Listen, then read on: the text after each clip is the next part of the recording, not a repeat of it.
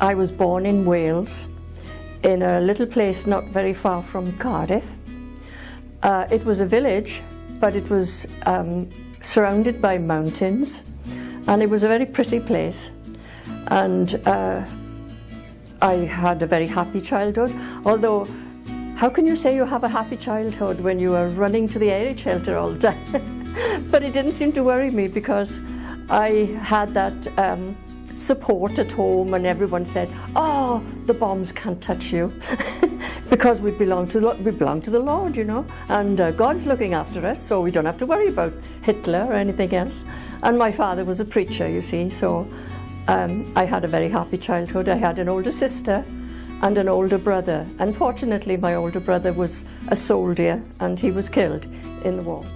The one thing that really stands out in my mind was I was playing in the schoolyard. We always had to carry gas masks with us, you see.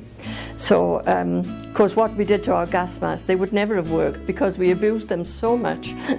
But anyway, they were, you know, we kept little bits of food in them and pencils and stuff, you know. Then that was quite fun. But then one day, we were outside our schoolroom. We were out in the playing yard, and there was a terrible noise, and we heard the planes, and we got to the point where we could pick out the different engines of the different planes, and this was definitely a German plane, and there was a terrible noise of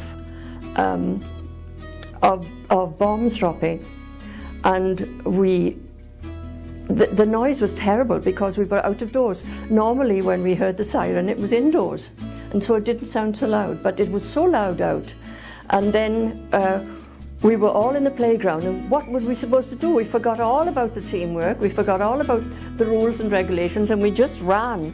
We just ran for the school. Now the air raid shelters were on the other side, and so we just ran to the school. And our teachers were terrified because they thought we were all in a great panic, and we all felt that we had to look after the teacher, and we said, "It's okay, don't worry, you know, we're not going to stampede you anyway." At that point, of course, the sirens went, and that was a terrible noise as well. But then the planes went, and we heard the ack-ack guns, and they went off into the distance, and we all started to giggle because we thought, well, that was the funniest thing we ever saw. But it wasn't funny at all, because houses were destroyed and people were hurt. That's the one thing I remember about the war. Not the one thing, I remember the rationing and the evacuees that came to our school, and our school went twice the size that it normally is, and with 3 of us to one desk, so we were always pushing and pinching, you know. But apart from that, and the fact that my father died in the war, and my brother was missing for so long, and then we heard that he was killed, and we didn't hear he was killed actually, we just heard that he wasn't coming back. And but to me, the things that mattered, you know, the childhood things, never changed.